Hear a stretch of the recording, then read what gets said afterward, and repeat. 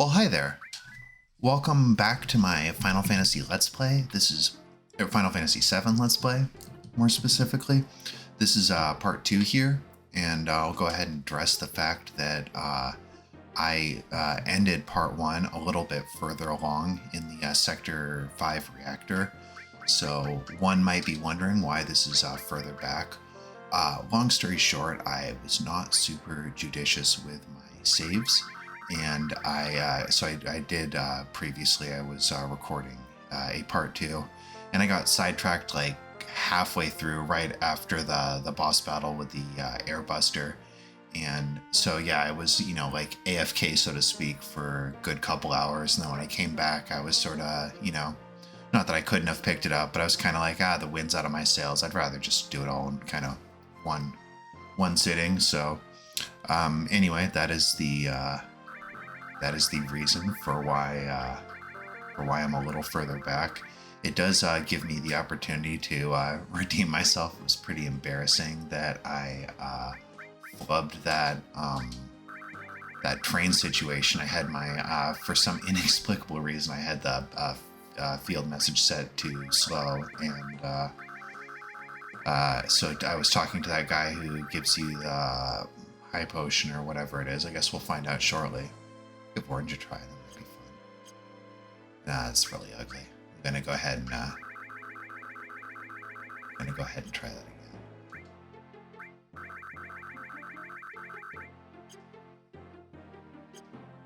again. It's kind of mild. I like it. Nice and easy on the eyes. So anyway, yeah, we're gonna get right back into it.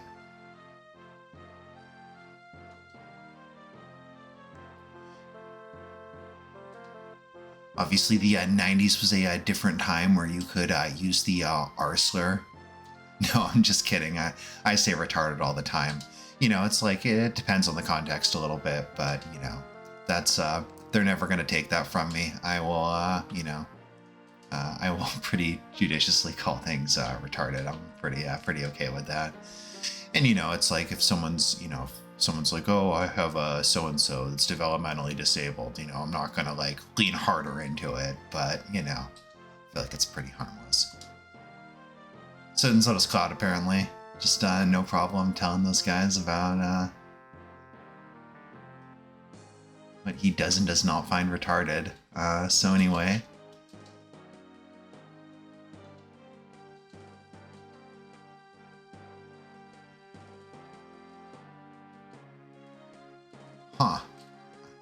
This is definitely, it's, I think as I had mentioned in part 1, I had played, I'd done a run through like within a year or so. I definitely don't remember that. That's, with all these games with tons of NPCs and dialogue, and especially dialogue where it's like, oh, if you don't, I'm sure the next time I pass through here, they won't be there. So it's, obviously missable, but yeah, I don't remember that. So like, was the implication that they took some kind of suicide pact? That's certainly kind of what it seems like. So that's pretty wild. Pretty wild. All right, so Biggs, Jesse, and Wedge are gonna go further down the train, and Barrett's once again gonna give this Shinra manager a hard time. He was, I think, the guy that, when we escaped from the first bombing, he was the guy that was like, oh man, I forget exactly what he says, but he's clearly intimidated by Barrett and the Avalanche crew. Gives him an all caps yipes. That's how you know he's, truly frightened.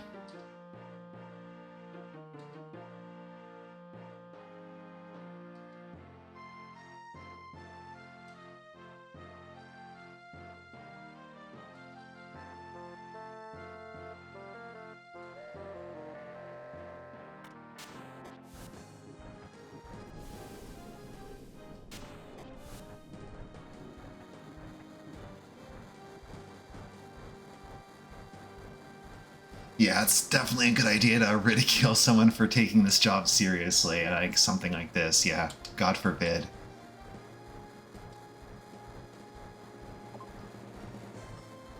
So this, of course, in the previous Jessie conversation, when she, when they do this ID scanning, you have the fake IDs, but yeah, as we learn, that's not going to work in this case. So they're going to have to jump off the moving train before they hit the ID checkpoint.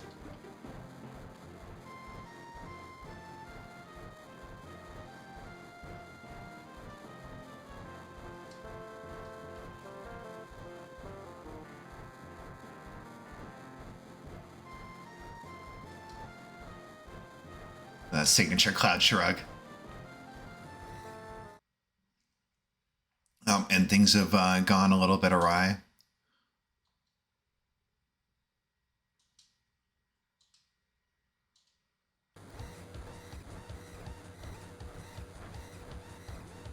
Not like it's a genius level move or anything, but that seems like a pretty good way to catch Avalanche if they know they obviously live in the slums, is to and therefore, like, because I think you have to use the trains to get to the upper part, or except for, I'm sure, in very limited circumstances. And of course you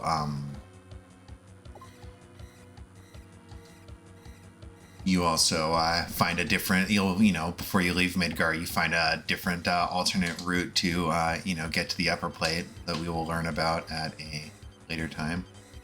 I think this is the guy that gives me the thing. Yeah.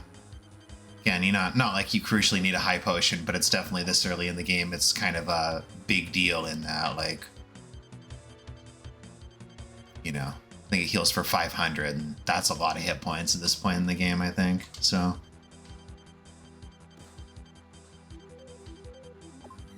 that guy who's kind of sauntering, he's like the pickpocket guy, and he will, see, he's gonna, why can't I talk to him?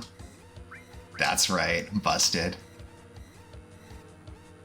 I don't know, it didn't show the, like, oh, you received your whatever. I don't even think it showed what it stole, but I'm assuming I did the correct thing to,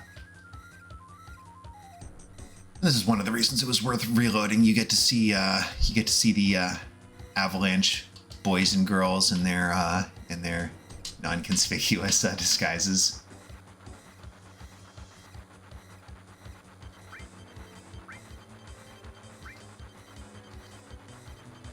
Yeah, so Jesse's the Shinra like officer, and then I think that's Biggs is the like kind of business. He's getting like kind of a business attire, it looks like, and then I don't know if these lights are ever going to stop flashing. I want to say Wedge is like, looks like he's dressed as like a kid or something. It is really hard to see with these strobing lights, though.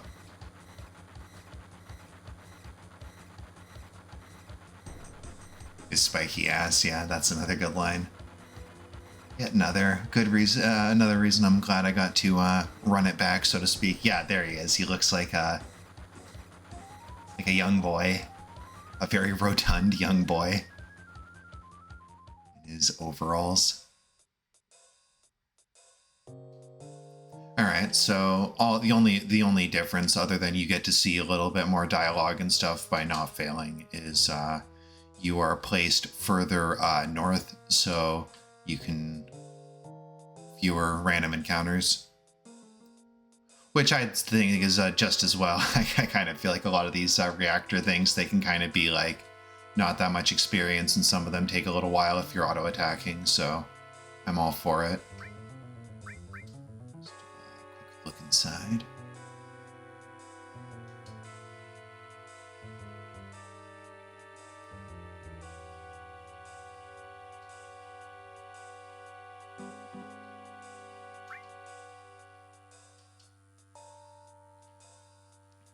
Yeah, obviously that laser thing, I'm not sure if it's an alarm or like an actual like cut you in half laser, but either way, need a sneakier route.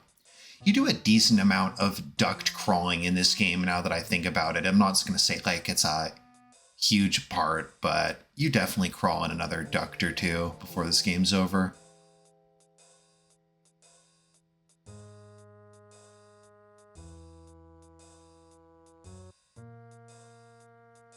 Then we see Wedge is back to his regular attire. So I guess those disguises worked and they were able to get in here ahead of us.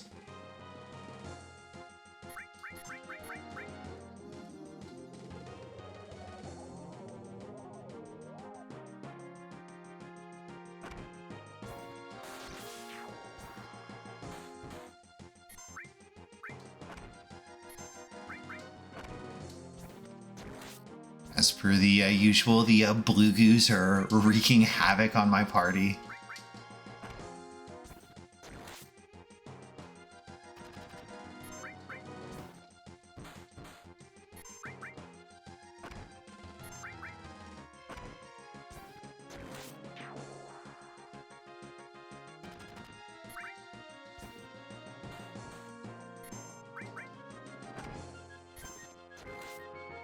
Wow, that is one hardy blue goo. Okay, there we go.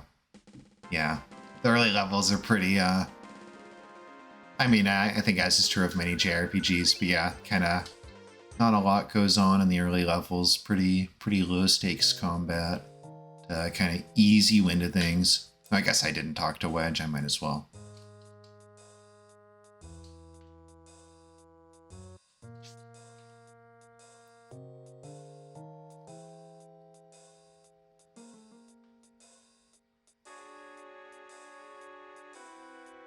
There's Jessie, also back in her regular attire. I think this is not the way you're supposed to go. I think that this is like if I had taken the ladder to the right. Oh, no, never mind. I guess this is the correct route because there's a save point and a tent, I believe. And another encounter with hopefully not some blue goose. That's good. We lucked out. Yeah, if these guys will die in about 2 hits. I mean, I don't know, maybe not if it's Tifa and Cloud. I guess we shall see, but yeah, still works. So they've got like 60-ish HP, I suppose. I don't think we're gonna get this. Yeah, we're maybe more like 50-ish HP. Not like those blue goos who just, you know, can absorb hundreds of damage points and just scoff at you, put your entire party to sleep with their hell bubbles. It's wild. So I definitely, you know, this obviously, you know, work in progress here, but obviously me having to backtrack a bit teaches me a valuable lesson about saving in sequence and all that stuff. I pretty much, on a technical note, I think I got everything pretty ironed out from last time. I was re-listening and I noticed the audio kind of dipped in and out at times. I don't think it was actually speaking directly into the mic. I think I've got it positioned pretty ideally. I think it might have just been a cord connection thing, or I tweaked a number of settings, but I'm pretty confident I've resolved it. The other thing, not that it's that inherently interesting, but I did... I'm using OBS to record this. This is probably why I'm not rolling Tiff on my party, in addition to the fact she's kind of weak, because like, I think I'd do a poor job of consistently hitting the Yaz on that limit break. But, so anyway, yeah, OBS will like default, you know, make the videos MKVs, which is all well and good. I think that a lot of people would agree that's sort of like the superior encoding thing. In terms of like actually like, you know, amount of memory for quality, but I use, not that I do any like super extensive video editing, I'm quite a novice at it, but I use Adobe Premiere, and they did, I think it's been a little while now, but they used to support MKVs, but for some reason that's beyond me, they decided that's not, you know, they decided they don't want to do that anymore. So yeah, you can't do MKV files in Adobe Premiere, but that was a pretty NBD thing. And you can just, you know, I haven't really too extensively used OBS. Is it OBS or? Yeah, OBS, because it's like OSB is Oriented Strand Board is the other acronym that, but open source broadcasting or open broadcasting software. I think that's what it is. So, But anyway, yeah, so I changed it so it is going to be exporting in a MP4, which will just make it nice and easy when I run it through. What am I doing? Looking at my magic. Like, I'm not going to auto attack. That is absurd. But so anyway, yeah, so I got that set up. So assuming that I'm going to review my audio at, around the hour mark, I figure since I started a ways back, maybe by the time I get to Eris's house or whatever, should be about the end of this recording. But so I'll review the audio, and if it's as smooth as I'm hoping it is, then it should be pretty straightforward to record these future episodes, and I should hopefully get it out in just a nice, consistent manner. Provide all kinds of compelling and thoughtful commentary on the game we all love so much. Looks like got a level out of that. Still got, I'll still have probably 3 or 4-ish, I'd guess, random encounters before I hit the boss. So one thing that's kind of fun to note here is the reactor. Of course, it's a different reactor, but it looks very similar. Not identical, but very similar to the one in the opening mission. And I think, it of course makes sense that if Shinra's making these reactors, because not just in Midgar, it would make sense the Midgar ones would be the same, but see right here, we are inside of a reactor in Nibelheim or Nibelheim. Probably the latter pronunciation is preferable because it's, think the word nibble, saying nibble makes it feel less serious. Like nibble's just one of those words, not very, but Nibel, that sounds kind of.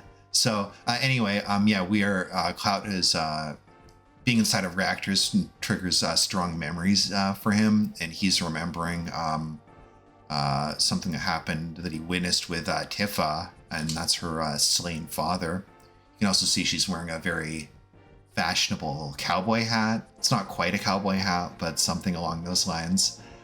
So we will learn more about this later, but this is another flashback. So because the flashback we had back at the bar, that was right before he had left his, I'm just gonna say Nibelheim. You can't stop me. Right before he left Nibelheim for the first time, that was when he was like clearly like shorter or whatever, but you can see, when you see his model, like he's lying on the ladder thing on the floor, on that pipe, but he's clearly wearing his like purple attire or whatever. So yeah, that's a more recent thing. I think that those events are maybe 5-ish years ago. Would be off. This is just off the top of my head. I think there is a canon exact amount of time that passes from then to present day, but it's definitely. All right.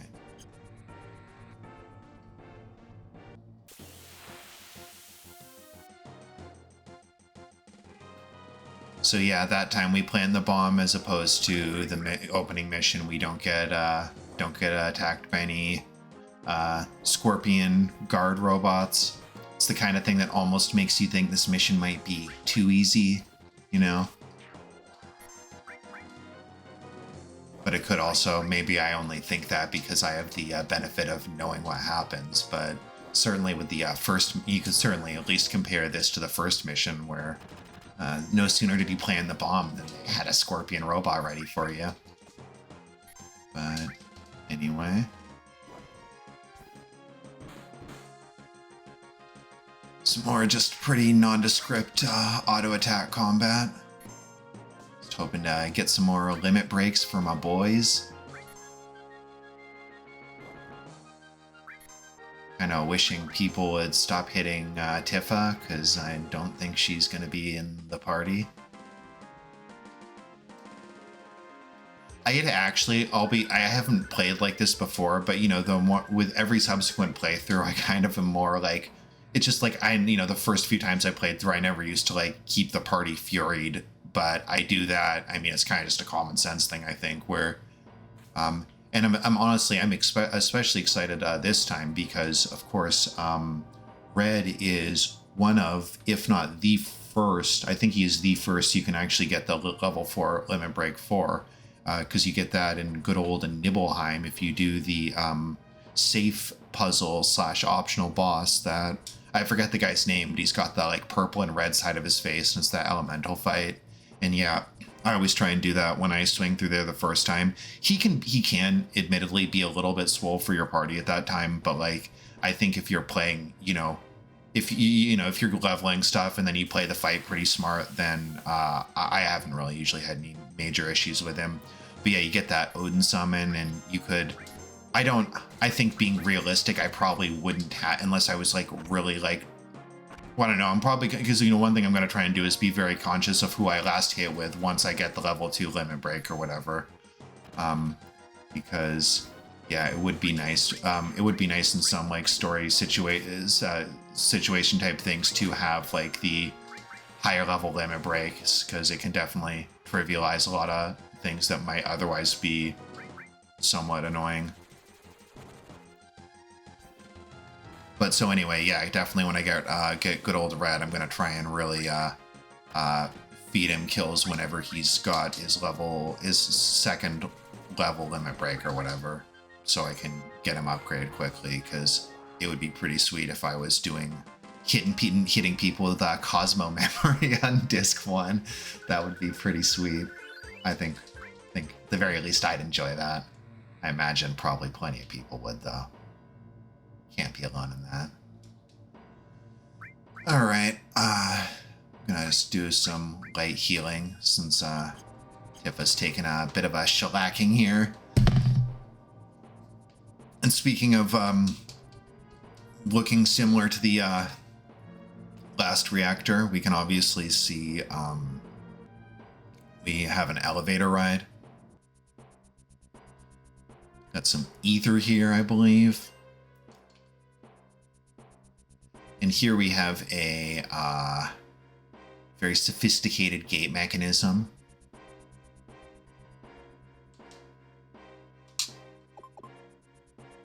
I like never get it on the first try, but that was pretty decent for a first try. Yeah, Final Fantasy VII has a lot of these like one-off, like it would be kind of a stretch to even call this a mini game. Or maybe it wouldn't. I guess it depends on your definition of minigame. But yeah, it's got plenty of used one-time snowboarding and motorcycling and slap fights and all manner of wild things.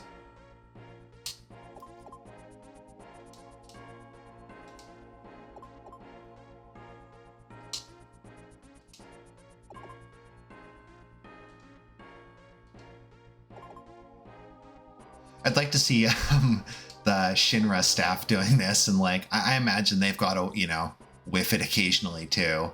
You'd think if you do this like every day to go into work or whatever, you'd probably like get pretty good at it, especially if you had the same two other people like synchronized with you. Like you'd probably get used to that, but still, you can't think they nail it every single time.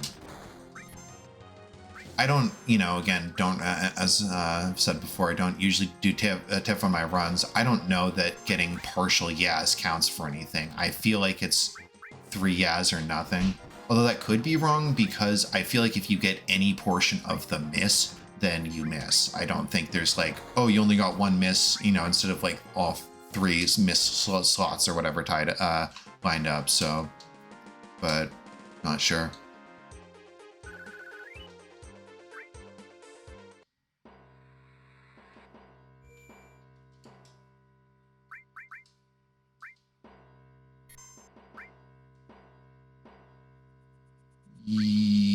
This one. Nailed it. I'm guessing the shorter playtime from my previous saves is a lot due to that train mishap, probably a big part of it.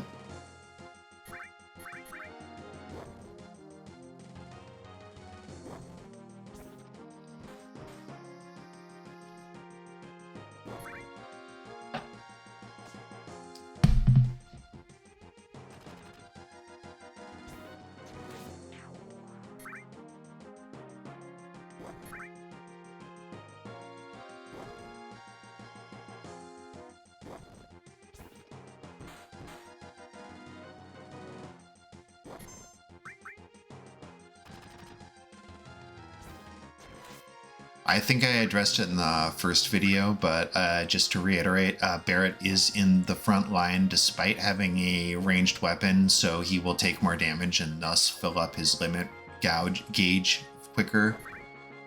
I know it's not pronounced gouge, I misspoke there.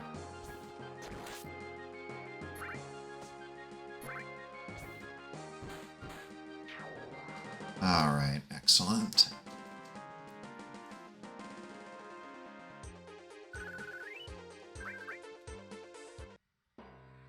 This upcoming fight is not especially challenging. I'm going to be opting to heal in any event just because I think that Cloud gets full restored afterwards. But we've got plenty of MP from not casting, so it's sort of one of those no reasons not to. I did get one of my guys KO'd on this fight when I was in the aforementioned recording that stopped actually right after this fight, but well, it looks like it's going to be hard to escape. We're surrounded by Shinra soldiers, and Cloud realizes a little bit too late that it's a trap. And we are introduced to the villain of the first third of Disc 1, the Midgar part of Disc 1. I'm sure, unless again you're for some reason watching this and you've never played the game, which would be insane to me. He does in fact not, his role as the president of Shinra ends when he gets murdered a little bit later on. So, but yeah, he's Cloud obviously knows who he is, having formerly worked for Shinra. But there's Shinra's huge, and it's not like they ever personally interacted. Then we get Sephiroth getting mentioned again. He's definitely was pretty famous in the Final Fantasy VII world. Made some headlines or whatever before he went off the rails a little bit. Barrett's obviously always one for some kind of colorful exchanges. He's gonna, which I definitely like. I'm not knocking Barrett whatsoever. I like that he's like, this president of this billion Gil corporation, and he's in a nice suit, and Barrett's like, "Yo, you're the king of the vermin," and "Shut up, you jackass." It's like, it's kind of quaint. And here we have a I've always thought this was kind of a sort of stupid looking design. I think that the scorpion robot's kind of, while a little ridiculous, is kind of cool. I obviously thought this thing floating, it just looks kind of goofy, honestly. And then President Shinra makes a very fashionable exit in a helicopter. Lots of helicopters in this game. I'd say way more than there is crawling in air ducts. There are several scenes where helicopters are, play a vital role.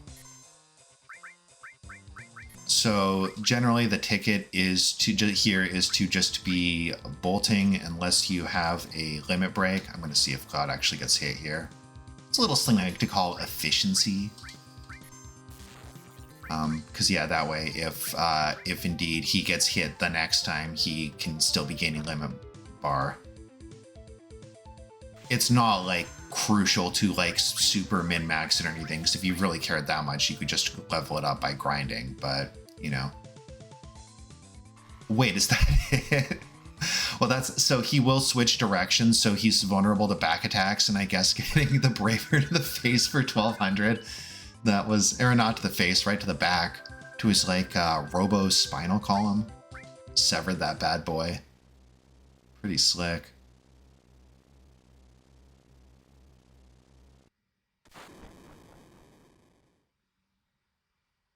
And even though that looked like looks like steel and concrete or something, but the robot was able to blow a hole clean through it. That's how powerful an explosion it was.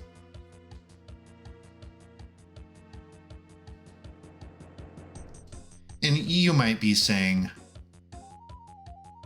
I don't know if Be Strong is going to give me Tifa points. I know this gives me minus Barrett points, which I don't need because, there's never really a concern of getting that Barrett date unless you're trying for it. But still don't want to risk getting Tifa points. It's a dangerous proposal. But anyway, yeah, so to anyone who's going to say, oh, what, they couldn't jump over to that other side and, like, help them up. I mean, the thing is imminently about to explode. They did successfully plant the bomb. Which, by the way, if it was a trap, you know, well, no, it was a trap. But, like, if President Shinra knew they were coming to bomb his plant, it's always kind of baffled me that it's like, couldn't you trap them and then stop the bomb from going off? I mean, you were going to learn later that these bombings are used as a justification for a certain pillar collapsing on not too far down the road. But at the same time, you know, like, I think you could still, because they blame it on Avalanche anyway, why don't they just thwart this bombing? And I don't know, it's kind of baffling. It's the sort of thing that makes you question the competence and efficacy of the Shinra Corporation in a lot of cases. Not in all, though, because I guess as far as, like, bad guy corporations go, like, there are a lot worse.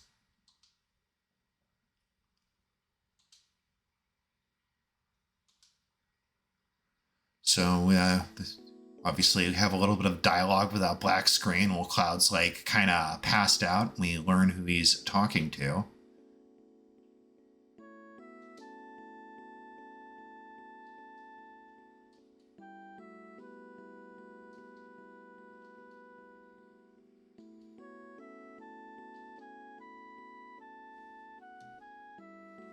So, yeah, we are introduced to the fourth member of our party, and that would be Eris. Although, you know, that's another naming thing that's, you know, I'm not going to say controversial, but, you know, she was kind of like many Final Fantasy characters was in Kingdom Hearts, for example, and a number of other random things. And they've taken to calling her Aerith with a TH. Because again, her, like, Japanese, like, katakana name was, like, supposed to sound like Earth. But yeah, it's like, yeah, I will never say Aerith with a TH. It doesn't matter, you know, no one can stop me. I'm gonna hit her with a yeah, I remember, because you can say, I'm probably, this is got to give her minus points, but, which is, the Yuffie, well, not Yuffie specifically, just the dating guide I'm following doesn't actually tell you to say this, but I'm just like, how could it hurt if it does in fact give you negative points, which I can only imagine it does. The thing it does say to do is to miss all of the barrels here. So I don't think that I'm going to, I think I know which ones you're supposed to hit, so I don't think it would be too crazy hard to just whiff it 4 times, but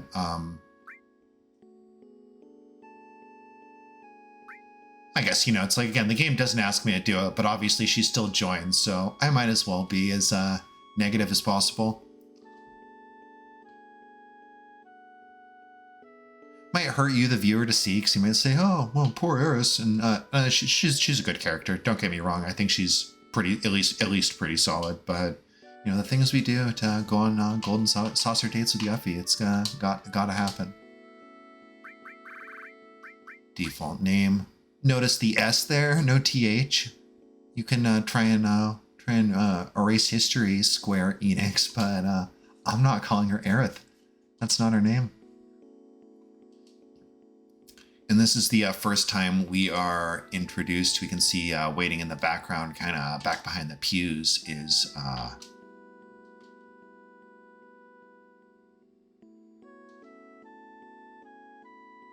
Cloud Shrug.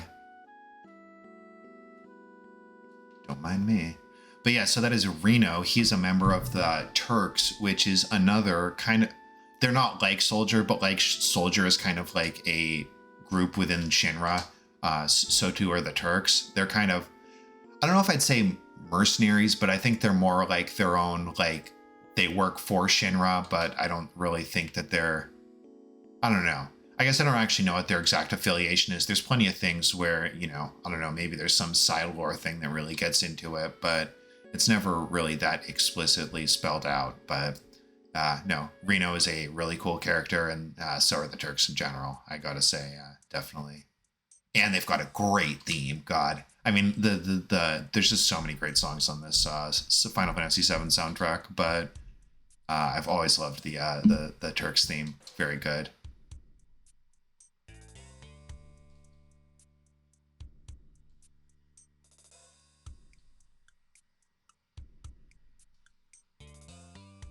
nice and simple, you know. It's like, and don't get me wrong, I think that they have a lot, like, you know, Final Fantasy has a lot of great, like, really, like, orchestral or really, like, you know, kind of complex songs or whatever. But, you know, some of the good ones are just really kind of simple, you know, not that much to them. 7 actually, I feel like really does have a good variety of different, like, kind of types of music, in a way that I think that 8 and 9 kind of do not. Not to say they don't have their own unique, like, oh, this is the volcano level track or whatever kind of thing. That's a bad example because there isn't that. But you know, it's like I feel like Final Fantasy 9's is all kind of got that medievally flavor to it, and then 8's is a lot more, again, like sort of like kind of orchestra or full band kind of numbers. But yeah, 7 I feel like it's got a lot of, like, you know, you got your like Turk's theme, and you got like your boss battle that's kind of very rock oriented or whatever. You got like that kind of like Costa del Sol kind of feels like a very, like, the kind of feels very beach towny. All right. Not going to reload over this, but let's hope I hit the right barrels. And by the right barrels, I do indeed mean the wrong barrels. Which also means that Eris is going to have to be doing some staff fighting, but, you know, she's not really in any real danger of getting KO'd. It's just more like it's a little tedious. Oh, so an interesting bit of, like, I don't doubt that this is true. I just haven't actually seen the dialogue in game, but this is from like a message board thread I was reading ages ago about kind of just Final Fantasy VII trivia. Apparently there's a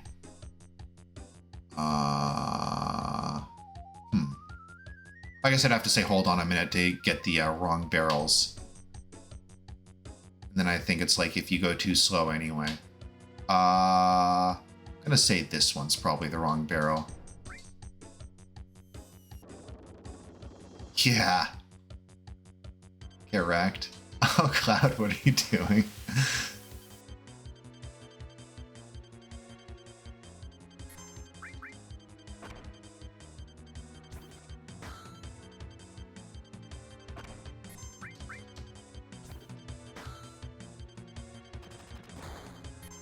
It's got to be pretty embarrassing if you're like a trained soldier with a gun and a baton, and then some girl who does like, and you know, this is not like a cause she's a girl comment. This is a cause she's a low damage kind of character who like sells flowers and lives in like an abandoned, not lives in, hangs out in an abandoned church, I suppose.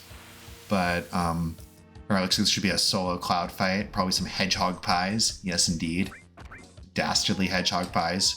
We're very clearly fire elemental, so, you know, would be weak to ice. Kind of the same way it's like if you see a robot, it's like auto weak to lightning. Like kind of any, like the idea that any ice caster is weak to fire or fire to ice is sort of a, you know, kind of common sense, just universal JRPG truism. So I'll bet you this is yep.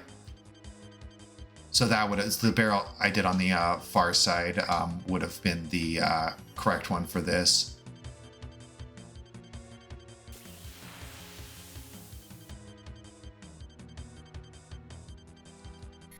Oh, the back attack.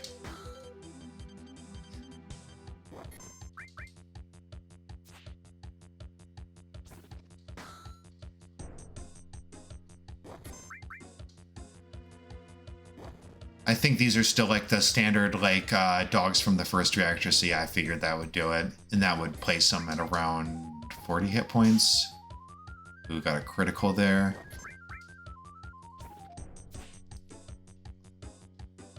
Critical gets balanced out with a miss. Should be one hit away. Nailed it.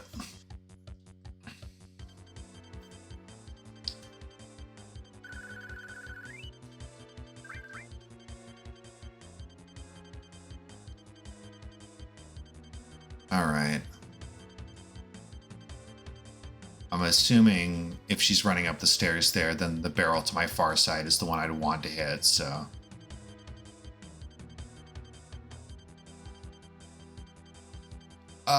Yeah, I mean, this barrel looks like it's right below him, but I think that barrel is supposed to roll down the stairs. So I actually think that this is the wrong one. Come on. Yes, good. Nailed it. Oh, Cloud.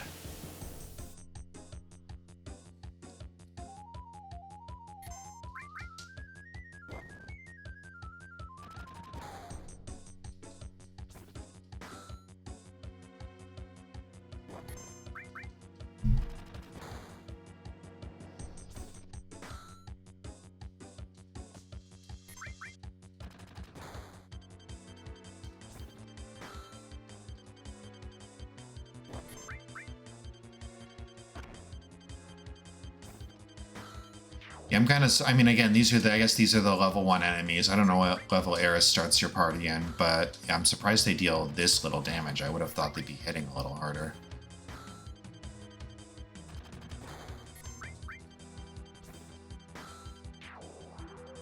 All right, and that's that.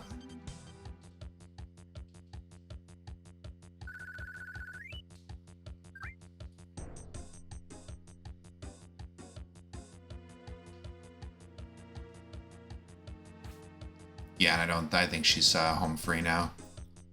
But missed with 3 barrels, like a pro. Oh, so anyway, I was starting to say unconfirmed bit of dialogue, but that apparently Sid says something about, like, with the Shinra space program that, you know, that they were testing rockets and, like, oh, I heard one like landed in Midgar, like, thank God no one was hurt, or something to that effect. And that he's referencing that, you know, that ramp that, you know, she, like, slides down or like climbs up or whatever is a rocket from the Shinra space program. So I've never actually, I don't know where you see that line of dialogue, but I had heard that and it sounded pretty credible to me. So if that is in fact true, that would be another nice like world building detail, because yeah, you obviously you encounter that way before you meet Sid or know there's a Shinra space program. So nice bit of world building. Here we are on top of the church, and definitely with how big it was inside, you know, the scale I think looks a little funny, but still a cool scene, cool escape scene. I think it's debatably cooler when you actually land the barrels, but you know, things we do to get a certain date to happen. Don't want to get caught by those people.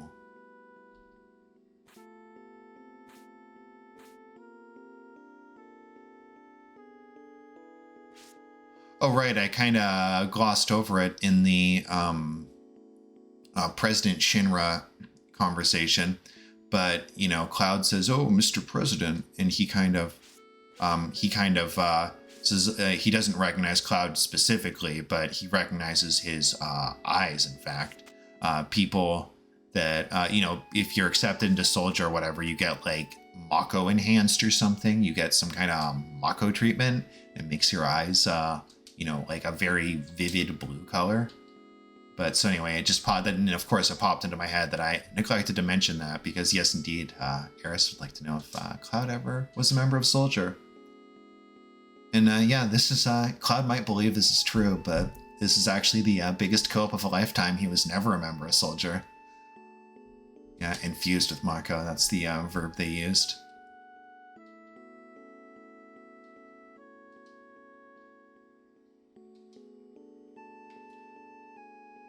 We're you know, I mean, I'm sure the viewer would you know, probably deduce as much at the time, but you know, she is not asking for no reason or apropos of nothing. This isn't just some random factoid she had heard. She in fact dated someone that actually was a real life member of Soldier. It turned out it's in fact the person that Cloud is LARPing as right now.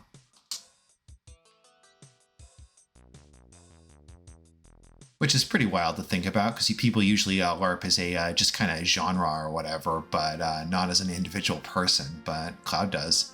So this is this is the exit to Midgar. We are not quite there yet, but kind of interesting. Actually, I'm just gonna go ahead and pop into the church real quick, just for grins. See if there's any Turks hanging around. Oh, actually, I'm gonna get some dialogue.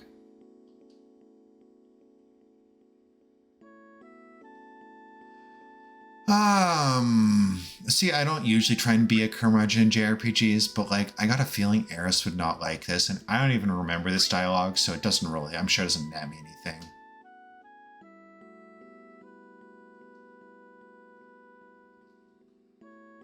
They're pretty.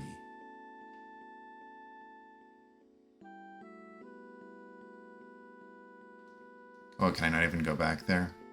There's absolutely zero reason to, and this is just kind of, you know, for grins. All right, we continue onward. We've accepted a bodyguard job from Eris, and we are responsible for taking her home. And it looks like I'm at the 46-minute mark, so that should be just about perfect for me to do some talking to NPCs around town, and I'll grab that cover materia outside of Eris's house and call it a day at that save point, probably. So we'll be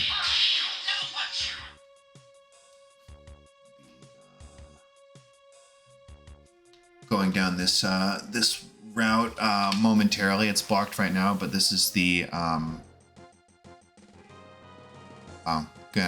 not that I wouldn't be auto attacking anyway, but you do want to be eliminate these guys quickly. These are mini JRPGs. Will have the thief type enemy that will steal your Phoenix down and then try to flee.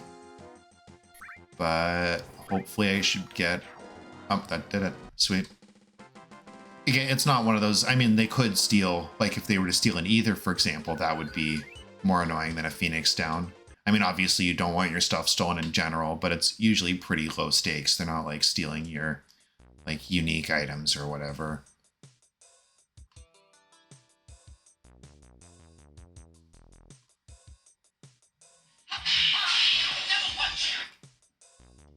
My text tone, yes, it's Legend of Dragoon related. I forgot to mute it though.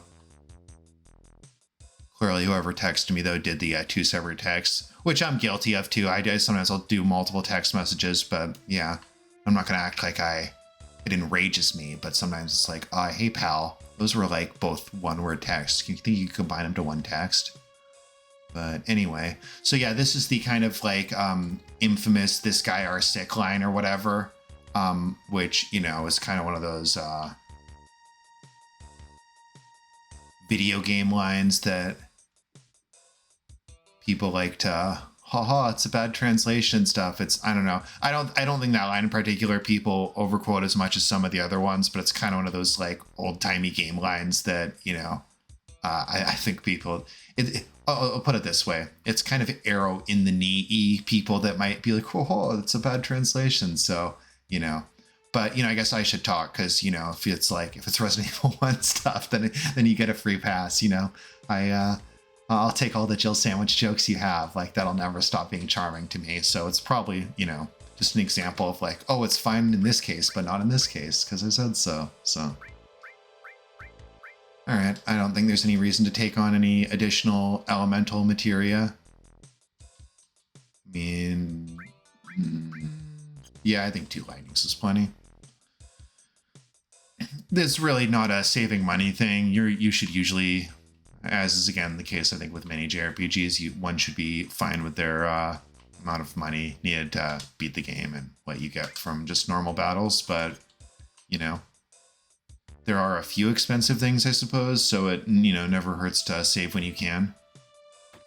If you want to be retiring in a nice beach house in Costa del Sol, you can't just be spending money all willy-nilly.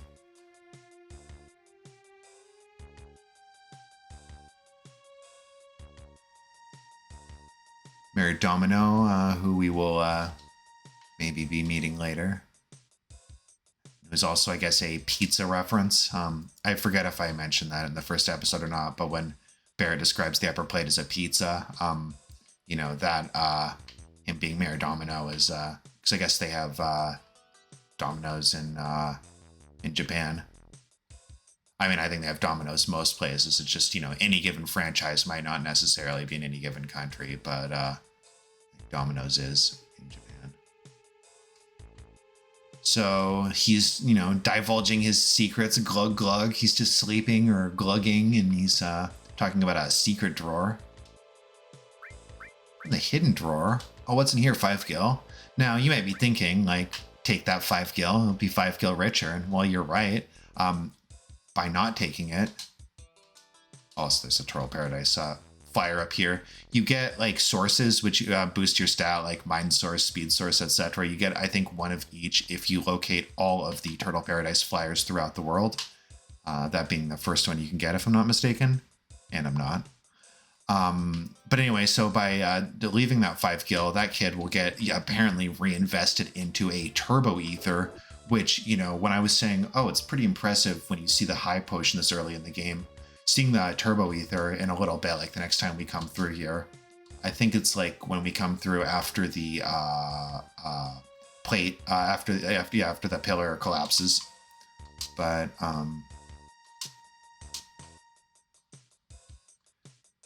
the pillar collapses, but yeah, at any rate, turbo ether is like the, you know, it's the full ether restore, so that is definitely like the premium item at this point in the game.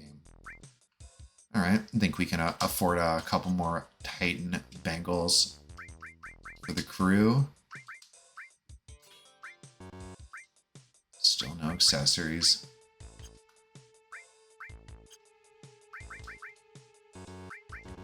And only having 2 party members, I imagine I will have more materia than I have slots to... Oh, maybe that's not necessarily true. Nope. I can make it all work. Terrific. Although, I guess I'm going to soon to find a cover materia, so one of these is going to get bumped. But that's not a problem. You spend more of the game with a full party than not, so this is just, you know, again, some typical early game stuff. Oh, so I forgot to I don't know if I mentioned or not. I got a little sidetracked over this that guy are sick translation thing, but the other thing that's interesting about this guy is that he has the number 2 tattooed on him. And as we progress through the game, I think we will encounter a lot of people that have number tattoos. So, you know, this is I think the game's pretty good at like, kind of giving, like in this opening act, giving you sort of a preview of things to come. You know, if you really look at, you know, the different components that are going to be really important later in the story, a lot of them are kind of first alluded to here, which, you know, I think we can all agree is some fine storytelling. So yeah, I think I'll drop the ice for a cover. It's a nice useful support materia. It actually gives you stats versus a lot of the other ones where it's, you know, MP related. Yeah, minus strength, minus HP, plus magic, plus MP. This is just a straight plus to vitality, and then the cover can in fact be helpful. It's also going to be nice because I might be taking some shots intended for party members I don't intend to have in the party in the long term, so maybe Cloud will find himself hitting his limit breaks faster and therefore getting higher level ones. And so it looks like I'm at the 53-minute mark, so I'll tell you what, I will just go ahead and save this bad boy, and I will soldier on. Maybe I will stop a little further down the line at like Wall Market or something like that. So that was the last one. It's not a huge deal, but, you know, again, after my save file flubbing from last time, I'm gonna be a little more careful. A nice line of dialogue. We meet Eris's mother, although we will soon learn that she is in fact not her. What I don't know about soon. Actually, I think we learn this in a later thing, but we do learn in the course of being in Midgar that she is in fact not her biological mother.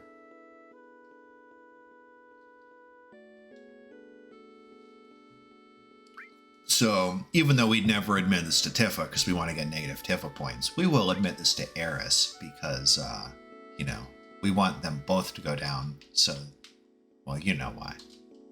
You know what I'm endeavoring to do, to achieve.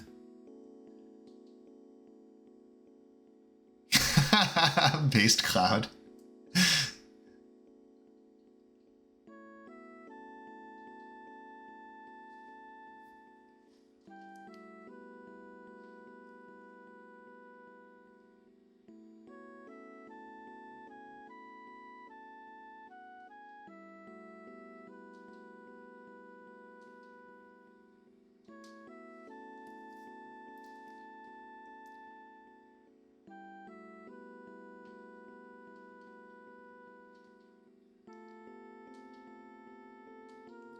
She is, Elmira is interestingly also aware of the soldier eye glow thing.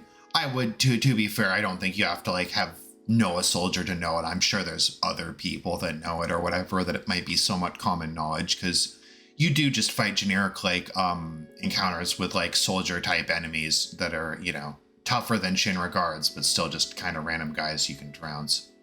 But anyway, so she very sensibly, or wait, I forget, I wasn't reading that closely. Did she tell you to sneak out yet?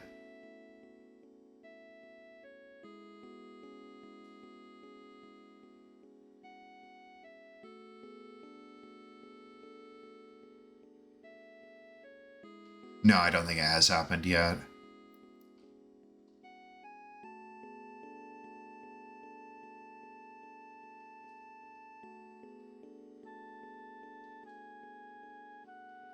Oh, that's right. Yeah, sleeping in a nice bed is in fact also gonna bring back some memories.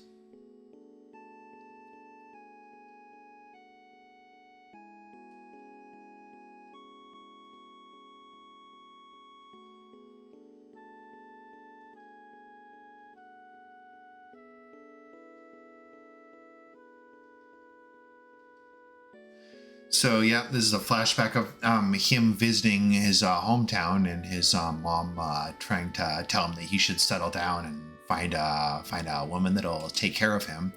So this is actually a similar time frame to the last flashback of with Tifa and, you know, her slain father picking up the Sephiroth sword. It's actually earlier in that same trip, we will later learn. It's also that pack there. I didn't always know about that, but good thing to have. Okay, so yeah, I guess it was contained within the first line of dialogue, but yeah, the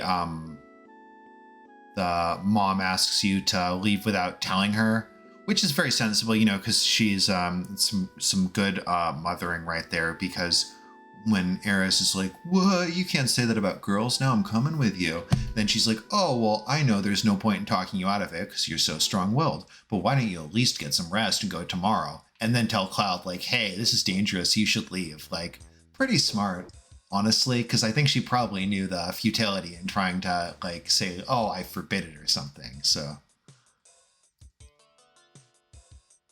Oh, but she somehow teleports behind you. Nothing personal, kid.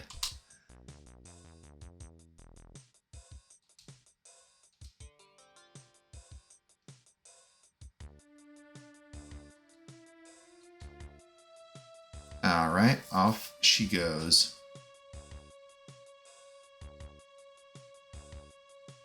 Which kind of, you know, validates the mother's feeling she had to tell Cloud to sneak off because it's the only way it would work. So, yeah, very relatable. All right, do we get, yes, good. There's some very memorable enemies in Final Fantasy VII, and Hell House is one of them.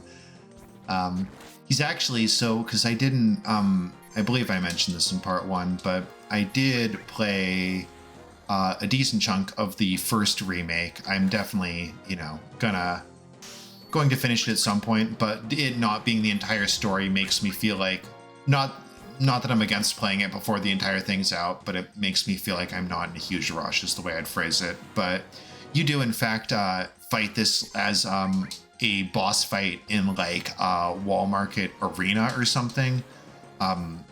It's not just like a random enemy you find out in the wild, but yeah, it's a, you know, again, got some pretty wacky enemies in this game, and yeah, Hell House. Pretty wacky. Look at that thing. It's like a mimic, but it's a house. It's insane.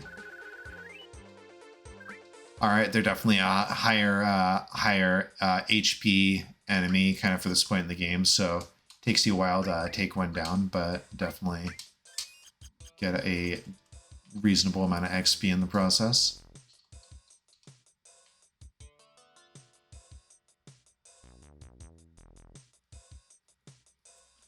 Yeah, there's nothing really much to do here navigation-wise.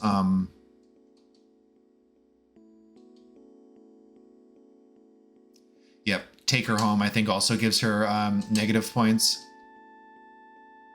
which I'm all about. It's my currency. I've always really liked this playground, this like slide and little like, I guess kind of tunnel thing. Kind of, it's like this sort of, I don't know if it's supposed to be like a bear or a cat. It's some kind of just big, you know, kind of round cartoon kind of animal.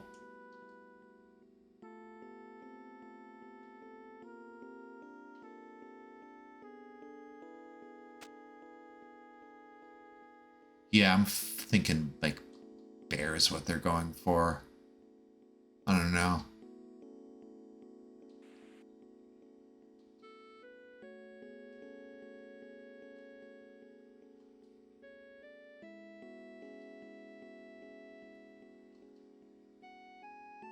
My first boyfriend, aka the guy you are currently LARPing as.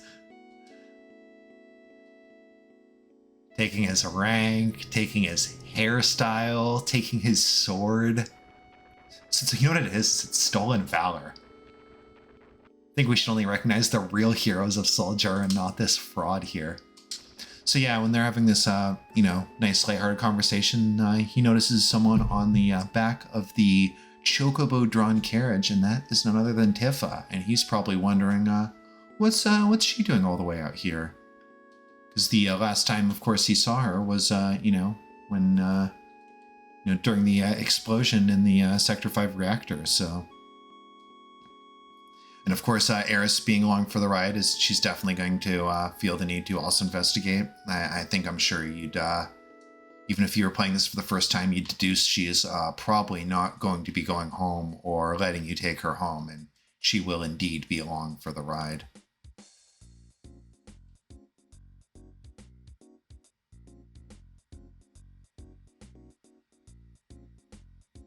Another great song. Another great song. It's kind of pretty simple and basic. Not that many like notes. Kind of just the same melody throughout, but like very enjoyable. Kind of feels like the soundtrack of a sort of seedy kind of ramshackle town, which should definitely be fun to jump into. But I figure the whole segment, this stuff, and maybe the sewer after should be around an hour, and we've just passed the hour mark. So I think I'm going to call this the end of episode 2, and I sincerely hope that the audio sounds better than last time. All right, thank you for joining me. See you next time.